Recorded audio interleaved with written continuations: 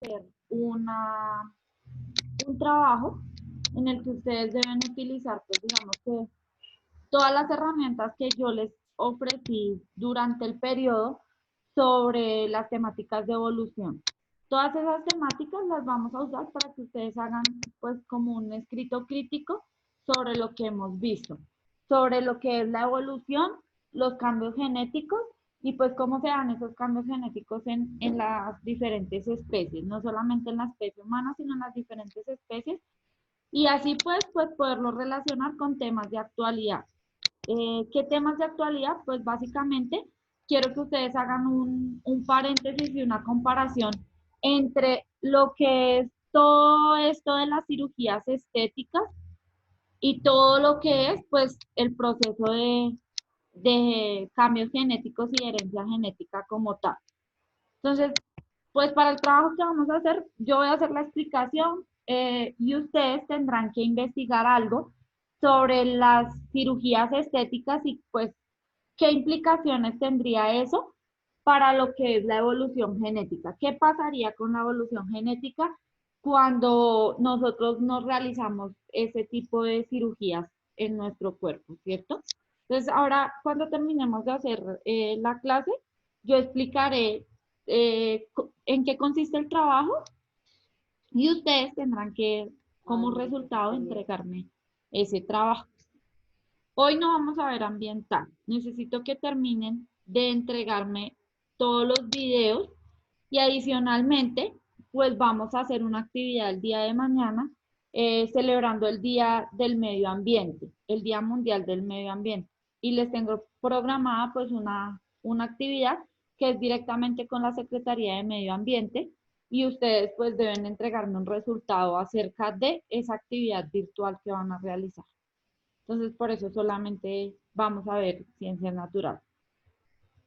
Como les decía, la temática del día de hoy se denomina especiación y adaptación y pues vamos a empezar a darle un significado a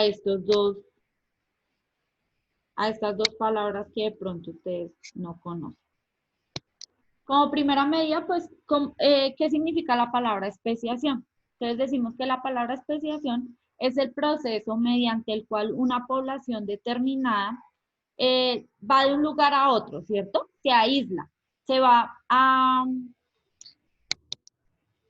eso le denominamos nosotros migración o emigración, ¿cierto? Nosotros cuando hablamos de que una especie va de un lugar a otro, hablamos de que esa especie migra.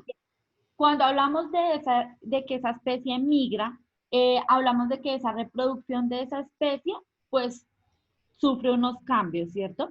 Al ir a un lado diferente donde hay de pronto una especie igual a ellos, pero otros individuos, pues va a haber un cambio en esa genética de esa población. A eso le denominamos nosotros especiación, a la mezcla que hay entre, digamos, diferentes razas de una misma especie. Como por ejemplo, hablamos de los perros, ¿cierto? Nosotros tenemos una raza de perros específica, pero si ese perrito va de un lado a otro y se enraza con los diferentes perros, va a haber una mezcla de razas, ¿cierto? Va a haber una mezcla de esas razas, aunque sean de la misma especie. A eso denominamos especiación.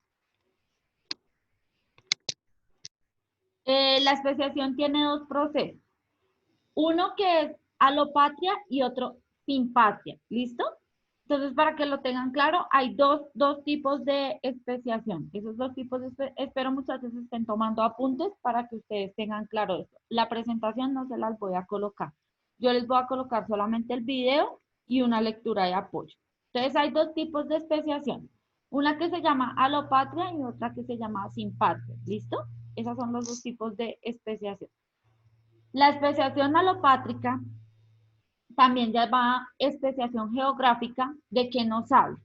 Pues dice que es la separación geográfica de la población que comparte un acervo común genético. Por ejemplo, yo tengo una población de vacas, de toros, vacas, todo lo que es de ganado. Pero ellos son de esta población, de este sitio geográficamente, de esta ubicación geográfica. Si yo me llevo una parte de ese ganado para Boyacá, por ejemplo, yo estoy haciendo que esa población sufra inmediatamente un cambio. Primero porque está cambiando el sitio donde se van a reproducir. Segundo porque va a haber una recombinación genética, ¿cierto? Eso significa que esta población que yo me llevé va a tener unos cambios, no solamente por el hecho de reproducirse con otros tipos de animales, sino que también va a sufrir ese cambio que da la adaptación, ese cambio que todos los seres humanos, cuando nos vamos para un sitio diferente, todos los seres vivos, todos los organismos vivos, sufren cuando cambian de sitio en el que ellos están arraigados, por decirlo así. Al sufrir estos cambios ambientales, estas condiciones ambientales, pues esa especie va a tener un cambio también y ese cambio va a hacer que sea una especie independiente a la que yo tenía acá. Si yo crié mi ganado acá y yo me lo llevé para Boyacá, un pedazo de ese ganado, ellos van a tener un cambio que lo va a hacer una especie independiente a la que yo tenía acá, porque van a haber cambios de adaptación, ¿listo?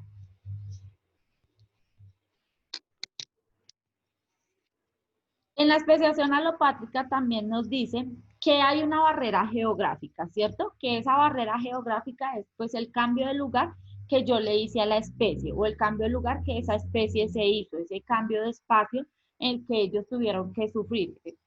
La separación entre poblaciones puede ser debida a la migración, lo que yo les decía a ustedes, a la extinción de poblaciones o de algunas especies y ellos deben buscar pues con quién reproducirse. Si digamos en una manada se acaban las hembras de esa manada, pues los machos deben buscar a través del espacio dónde encontrar con quién reproducirse, ¿cierto? Y eso también va a ser un acervo, pues digamos, genético. Y en el mecanismo de especiación, ese es el mecanismo de especiación más extendido dentro de los vertebrados. ¿Por qué? Porque pues, los animales vertebrados por lo general son los más especializados en migrar, en irse de un lado a otro. ¿Listo? En la especiación simpátrica hablamos de que se produce dentro de un mismo espacio geográfico. O sea, ese organismo no se tuvo que ir del espacio geográfico en el que vivía, sino que está ahí mismito, o sea, se arraigan ahí mismito. No hay una barrera geográfica, no hay un cambio de sitio en el que ellos vivan.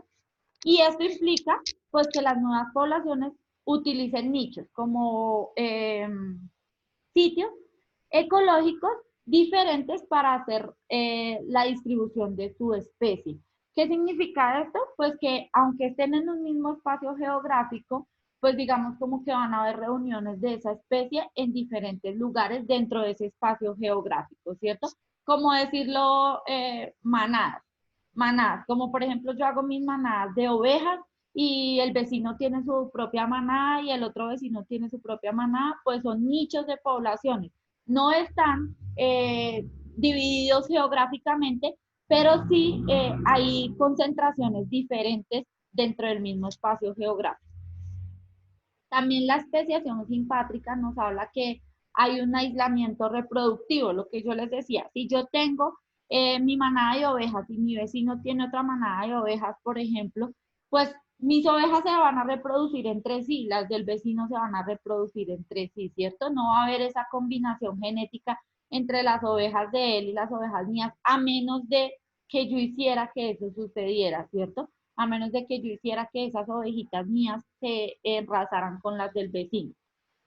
Eh, Se dice que pues ellos ya tienen un hábitat definido y pues que las mutaciones y demás acervos genéticos que conocemos nosotros por la ley de Hardy-Weaver se dan pues de manera espontánea o por, digamos, la alimentación que cada uno consume.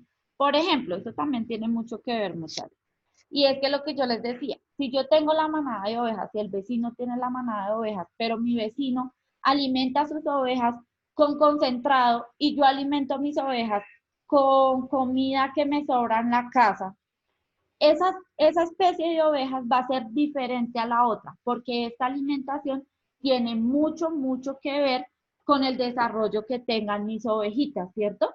Entonces, ¿cómo puede ser que mis ovejas crezcan un poco más obesas, que tengan más tejido graso, porque yo les doy alimentación casera, alimentos que yo, digamos, desperdicio en mi casa y el vecino les da concentrado, puede hacer que las ovejas de él sean más llenas de músculo, con una carne más provechosa, ¿cierto?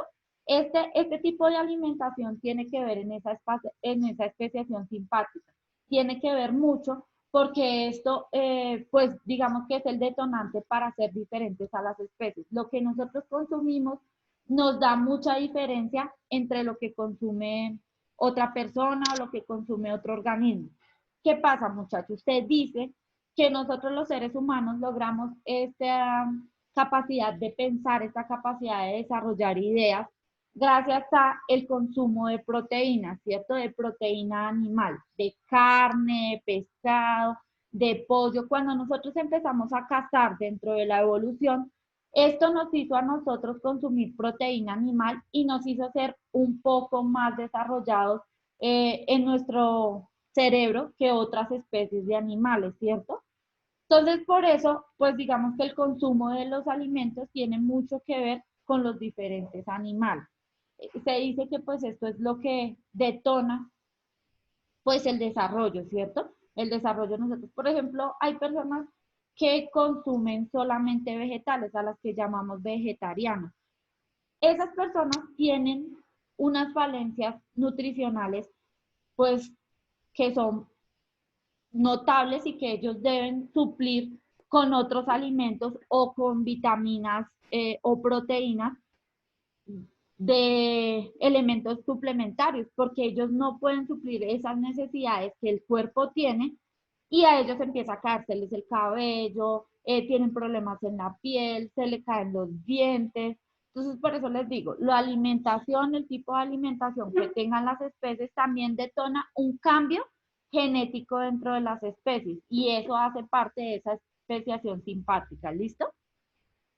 Acá dice que por el desarrollo extremo de la variabilidad, en donde se producen mecanismos de aislamiento de diferentes y extremos tamaños, formas y conductas.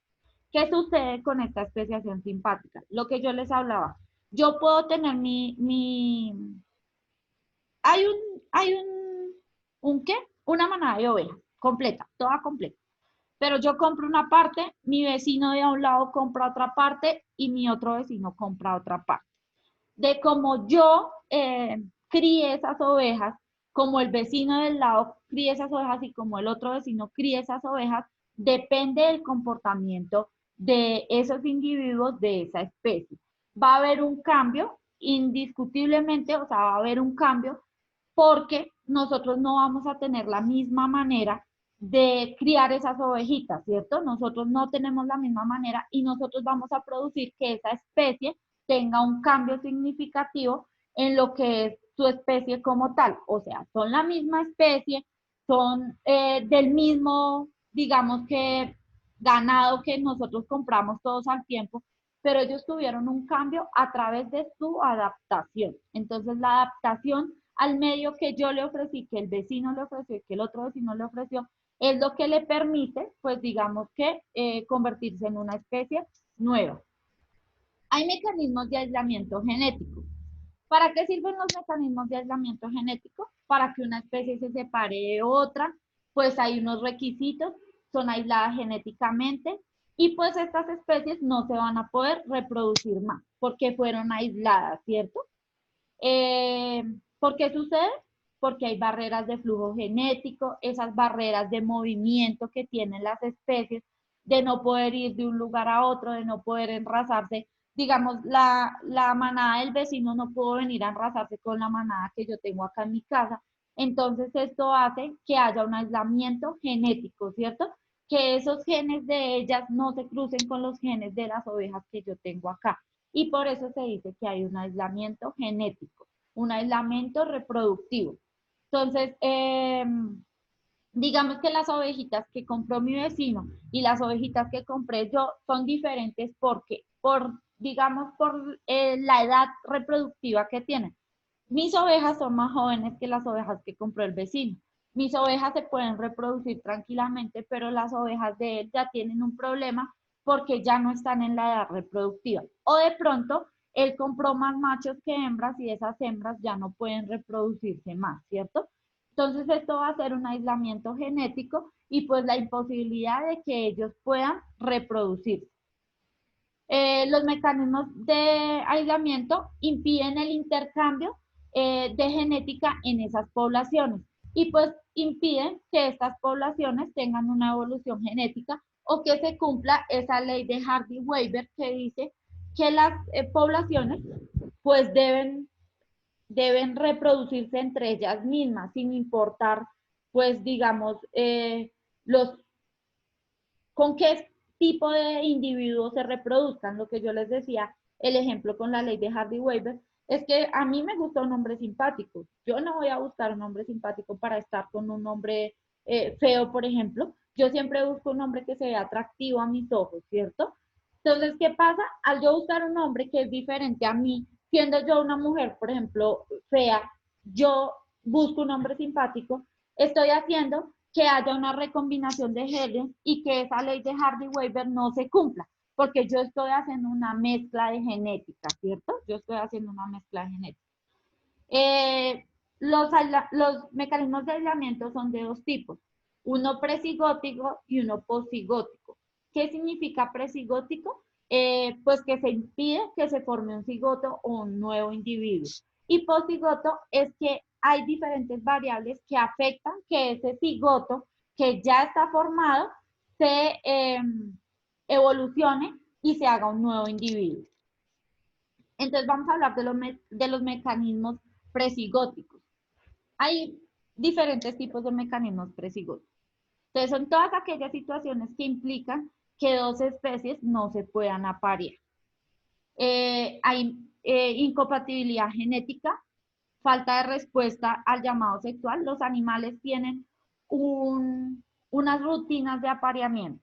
Ellos para poderse aparear, ellos hacen bailes, cantan, ellos se mueven de manera diferente, como por ejemplo el pavo real. El pavo real hace una rutina para poder aparearse, ¿cierto? Ellos tienen, digamos que como una especie de ritual para poder llegar al momento de aparear. ¿Qué pasa si en los animales esto falla? Ellos no van a poder tener, digamos, este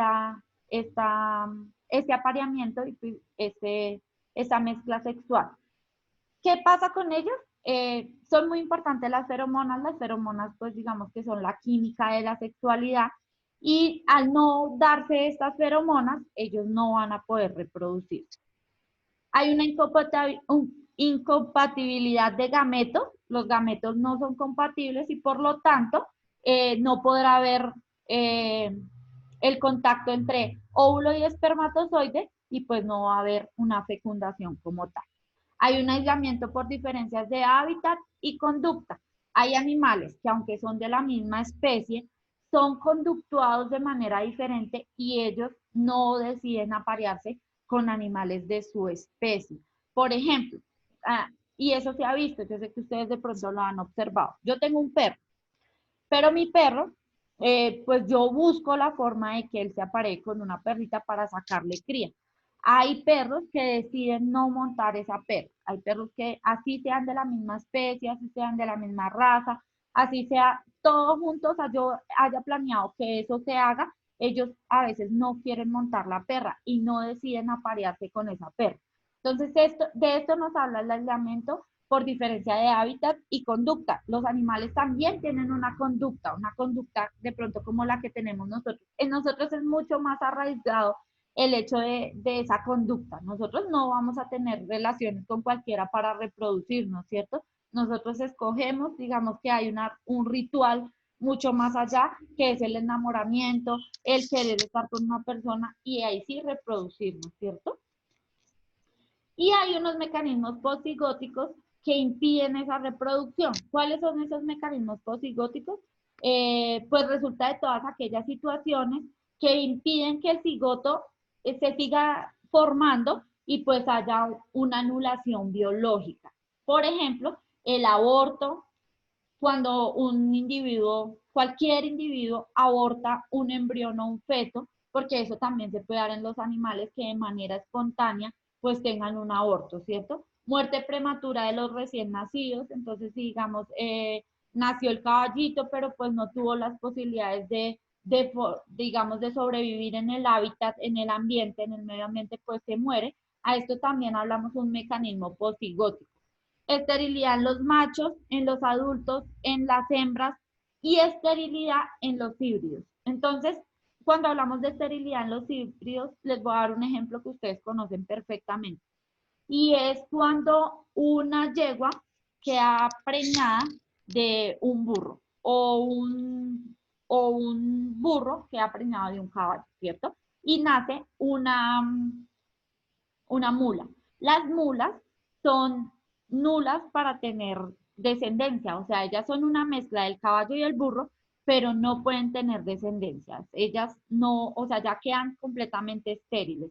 Ellas no se pueden reproducir con otras mulas porque no van a tener, o sea, al hacer esa combinación genética entre el burro y el caballo, el, la mula queda totalmente estéril. Por eso esas combinaciones genéticas pues digamos que afectan muchísimo las poblaciones, porque nacen nuevos individuos con problemas genéticos, con malformaciones genéticas, con cambios genéticos, y pues realmente no van a ser útiles porque no va a poder haber una reproducción, una creación de nuevos individuos, ¿cierto? Y lo que nosotros buscamos es pues que haya una creación de nuevos individuos. Vamos a hablar de las adaptaciones biológicas. Hay adaptaciones biológicas al medio ambiente, ¿cierto? Esas adaptaciones que nos hacen diferentes y que promueven, digamos, esta combinación genética y estos cambios genéticos dentro de las diferentes especies. ¿Qué es una adaptación biológica? Es una estructura, proceso fisiológico o rasgo del comportamiento de un organismo que ha evolucionado durante un periodo mediante la selección natural de tal manera que incrementa las expectativas a largo plazo de reproducirse con éxito, ¿cierto? Esa es una adaptación. Es esa capacidad que tiene el individuo de adaptarse al medio para reproducirse y crear nuevas especies. Eso es básicamente la adaptación. Hay tres tipos de adaptación, muchachos, y quiero que las tengan bien en cuenta. Hay adaptación morfológica, fisiológica y etiológica. ¿Qué pasa con estos tres tipos de adaptación? Los vamos a ver. La adaptación morfológica, o cuando hablamos de morfología, hablamos de la forma de ese individuo. Al hablar de la forma, es de las partes corporales que yo puedo observar en ese individuo. Las partes ya sean internas o externas. Entonces, por ejemplo, la forma que tienen mis pulmones, el tamaño que tienen mis pulmones, la forma que tiene mi cabeza, mi nariz, mi boca. De eso habla la morfología, de la forma del individuo, de la forma del organismo.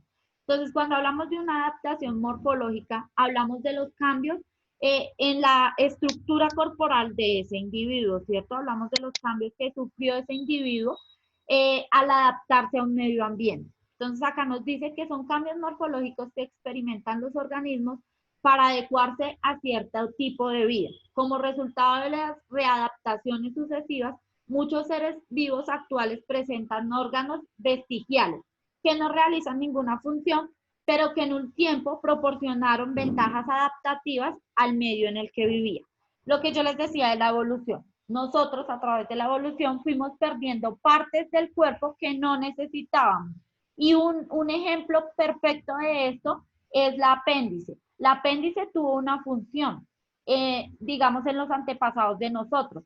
Ella ayudaba a asimilar la celulosa de las plantas, pero en este momento a nosotros no nos sirve para nada.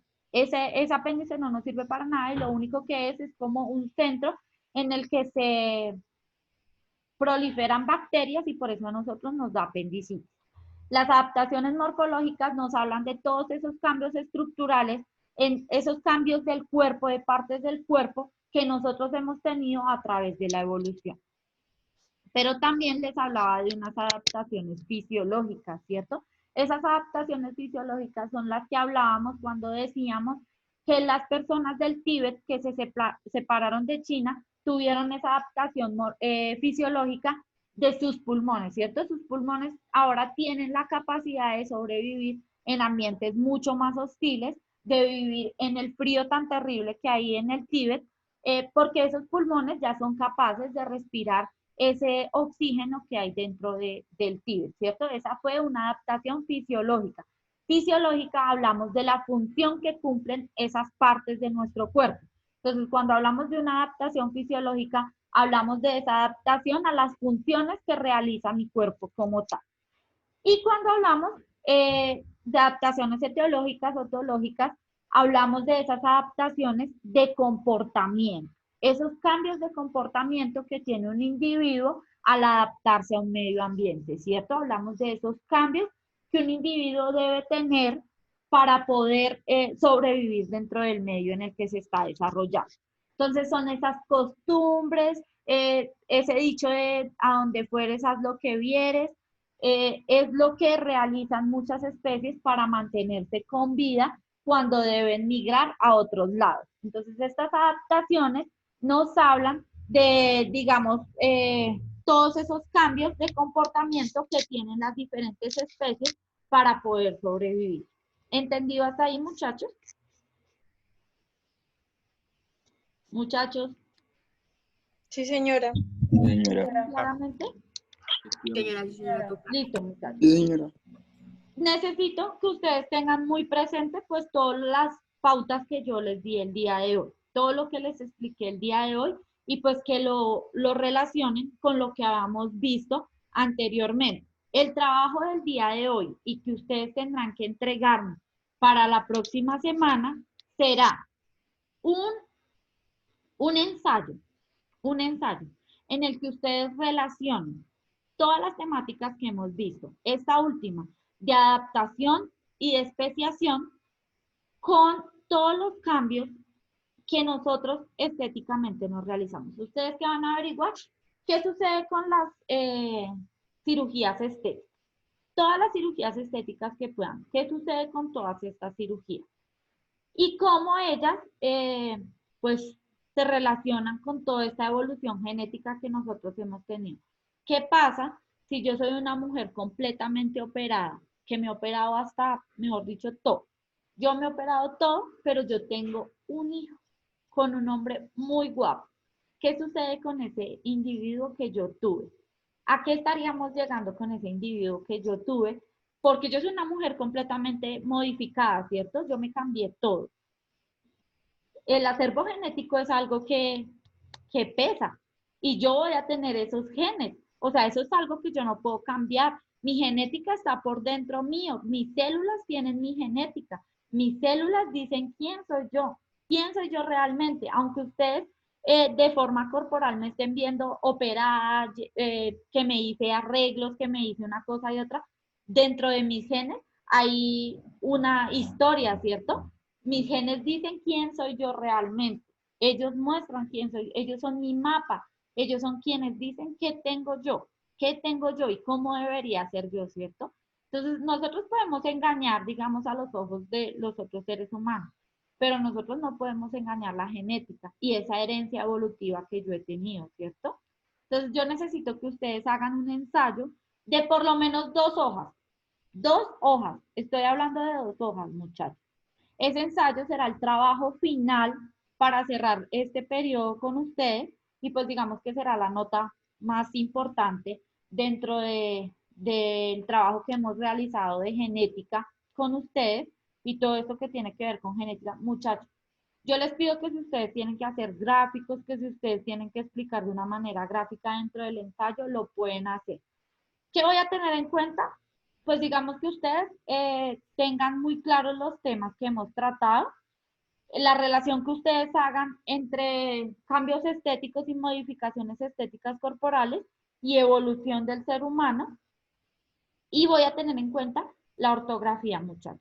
Si ustedes quieren, lo pueden hacer a computador, si quieren, lo pueden hacer a mano, que tengan todas las medidas posibles con normas APA, que ustedes si van a citar lo que un autor dijo, utilicen las citas correspondientes porque voy a ser muy rajona con este trabajo. Necesito que ustedes pues tengan la capacidad de debatir acerca de las temáticas vistas y que ustedes puedan relacionar, que ustedes tengan esa capacidad de relación de lo que hemos visto con temas de actualidad, ¿cierto? Con lo que está sucediendo actualmente. Y pues digamos que las cirugías estéticas son algo de lo que se está hablando hoy en día muchísimo. Y quiero que ustedes tengan esa relación de lo que sucede cuando yo me realizo una cirugía estética y lo que sucede con esa herencia genética que yo no puedo negar, que yo tengo y que indiscutiblemente no se me va a quitar, porque eso es algo que ni lavándome se me quita, es algo que está dentro de mí, dentro de mis genes, dentro de mi cuerpo, dentro de mis células. ¿Entendido? Hay preguntas acerca de el trabajo. Yo no les voy a explicar dentro dentro del trabajo lo que deben hacer. Yo ya lo estoy explicando acá y si ustedes necesitan una guía deben volver hasta el video. Deben volver al video para encontrar esa explicación. Este video yo igual lo subo allá a la plataforma y ustedes tienen este video pues explicando la temática y explicando el trabajo que vamos a realizar. ¿Alguna pregunta, muchachos? No, señora. No, señora. Castrillón, ¿me iba a hacer alguna pregunta? No, señora. ¿No? ¿Nadie? Santiago Bermúdez, Señora. ¿no tienes preguntas? No, señora.